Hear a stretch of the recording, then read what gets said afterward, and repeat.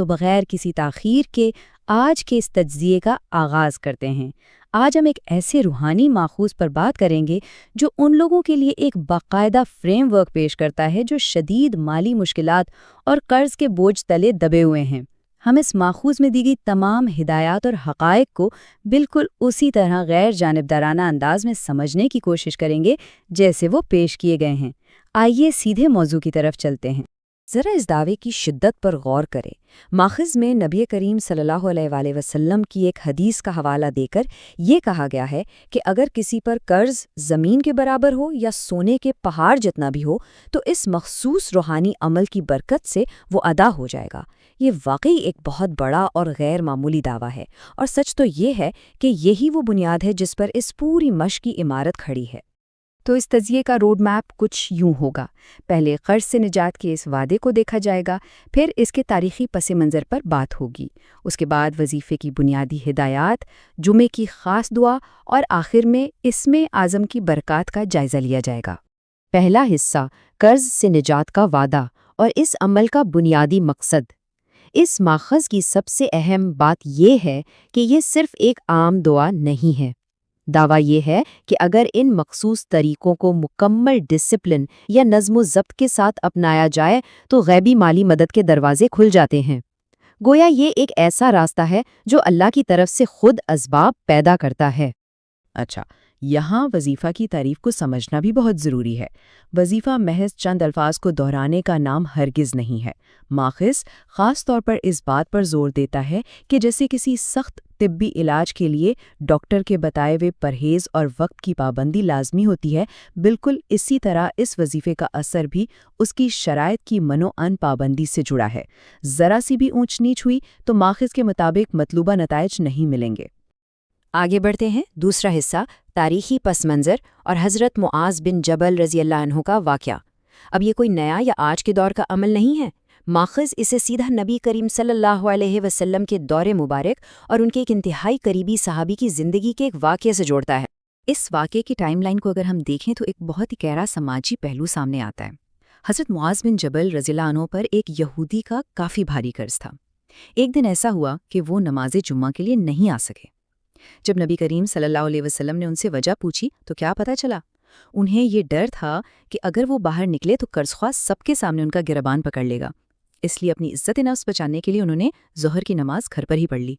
یہ واقعہ بڑی واضح طور پر اس شدید نفسیاتی دباؤ کو دکھاتا ہے جو قرض دار انسان پر ہر وقت سوار رہتا ہے۔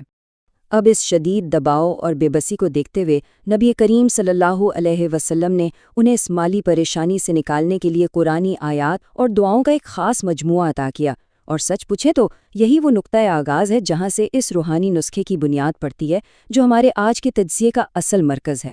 تیسرا حصہ، وظیفے کی بنیادی ہدایات اور فجر کا روزانہ کا معمول۔ یہ وہ پریکٹیکل یا عملی ہدایات ہیں جو ماخذ میں بالکل کٹ ٹو کٹ بتائی گئی ہیں۔ انہیں روزانہ صبح فجر کے وقت پوری توجہ اور ایک خاص ترتیب کے ساتھ کرنا ہوتا ہے۔ اس عمل کے مراحل بالکل واضح اور دو ٹوک ہیں۔ یہ روٹین نماز فجر کے فوراً بعد شروع ہوتی ہے۔ پہلا مرحلہ فجر کی نماز ادا کرنا ہے، پھر دوسرا مرحلہ سورہ آل عمران کی آیات نمبر 26 اور 27 کو بالکل درست تلفظ کے ساتھ 3 مرتبہ پڑھنا ہے، اور پھر تیسرے مرحلے میں مخصوص دعاؤں کو ایک ایک مرتبہ پڑھنا ہے۔ ماخذ کے نزدیک یہ ترتیب بدلنی نہیں چاہیے، یہ شرط انتہائی اہم ہے۔ آئیے دیکھتے ہیں کہ ان لازمی تلاوتوں میں کیا کیا شامل ہیں۔ سورہ آل عمران کی ان آیات میں اللہ تعالیٰ کی کائنات پر مکمل بادشاہت اور اختیار کا ذکر ہے۔ اس کے بعد جو دعا بتائی گئی ہے اس کا مفہوم بہت سادہ لیکن طاقتور ہے کہ اے دنیا اور آخرت کے رحمان، مجھ پر جو قرض چڑھ گیا ہے اپنے غیبی خزانے سے میری مدد فرما اور اسے ادا کر دے۔ اور پھر اس میں حضرت علی رضی اللہ عنہ کی وہ مشہور دعا بھی شامل کرنے کی ہدایت کی گئی ہے جس میں اللہ سے حلال رزق مانگا جاتا ہے تاکہ انسان حرام سے بچ سکے۔ یہ سب دعائیں مل کر غیبی مالی مدد کی ایک انتہائی جامع التجا بن جاتی ہیں۔ چوتھا حصہ، جمعے کی خاص دعا اور نماز جمعہ کے لیے خصوصی شرائط۔ اب روزمرہ کے فجر کے معمول کے علاوہ ماخذ میں جمعے کے بابرکت دن کے لیے بھی کچھ انتہائی مخصوص اور الگ ہدایات دی گئی ہیں۔ یہ ایک بہت ہی دلچسپ اور مخصوص ہدایت ہے۔ ماخذ کے مطابق جو مرد حضرات مسجد میں جمعہ کی نماز کے لیے موجود ہیں ان کے لیے لازمی ہے کہ جس وقت امام صاحب پہلے اور دوسرے خطبے کے درمیان ایک مختصر سے وقفے کے لیے ممبر پر بیٹھتے ہیں، بالکل اسی وقت حضرت علی رضی اللہ عنہ والی دعا یعنی اللہم اکفنی پڑھی جائے۔ ہدایت یہ ہے کہ امام کی طرف دیکھا جائے اور ممبر پر نازل ہونے والی روحانی تجلیات کا تصور کیا جائے۔ یہ وقت کی وہ قید ہے جو اس پورے عمل کو بہت ہی حساس اور خاص بنا دیتی ہے۔ اب یہاں تعداد کا بھی ایک خاص کردار ہے۔ اگرچہ 2 خطبوں کے درمیان اس مختصر سے وقت میں دعا کو ایک دفعہ پڑھ لینا بھی قابل قبول ہے، لیکن ماخذ میں جس مثالی ہدف پر زور دیا گیا ہے وہ یہ ہے کہ پورے دھیان اور توجہ کے ساتھ اسے 3 مرتبہ پڑھا جائے۔ 5واں اور آخری حصہ، اس میں اعظم کو شامل کرنا اور اس کی روحانی طاقت کو سمجھنا۔ ماخذ اس وظیفے کے ساتھ ایک اور بہت ہی زبردست جزو شامل کرنے کی بات کرتا ہے جسے اسم اعظم کہا جاتا ہے۔ ماخذ کے مطابق یہ اسم اعظم اس پورے عمل میں ایک کیٹلسٹ کا کام کرتا ہے، یعنی یہ ایک ایسا روحانی ملٹی پلائر ہے جو نہ صرف غیبی مدد کی رفتار کو تیز کر دیتا ہے بلکہ ہر قسم کے شر اور رکاوٹوں کو بھی دور رکھتا ہے۔ اس میں اعظم کو پڑھنے کا جو خاکہ دیا گیا ہے وہ واضح طور پر 2 مراحل میں بٹا ہوا ہے۔ پہلا مرحلہ ذرا سخت ہے جو ابتدائی 11 دن پر محیط ہے۔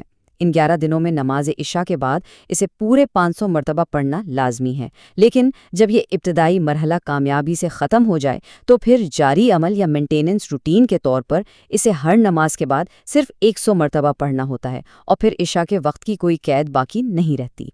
یہاں ہنسا 11 کی اہمیت پر بھی خاص روشنی ڈالی گئی ہے۔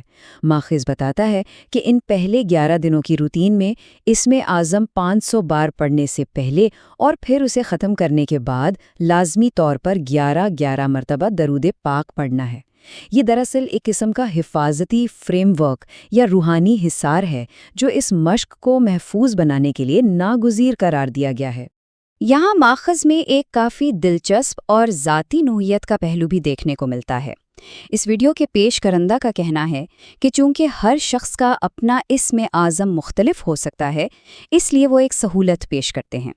اگر لوگ کامنٹس میں اپنا نام بتائیں تو وہ انہیں حساب لگا کر ان کا بالکل مخصوص اور ذاتی اسم اعظم بتا دیں گے۔ ظاہر ہے یہ چیز اس پورے روحانی عمل کو ایک بہت ہی انفرادی اور ذاتی رنگ دے دیتی ہے۔ آخر میں یہ پورا تفصیلی خاکہ ذہن میں ایک بہت ہی اہم سوال پیدا کرتا ہے۔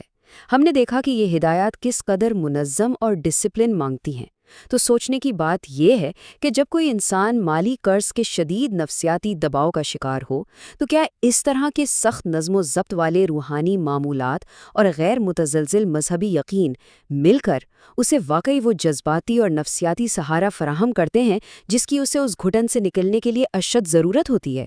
یہ وہ بنیادی سوال ہے جس پر ہمارا آج کا یہ تجزیہ اختتام پذیر ہوتا ہے۔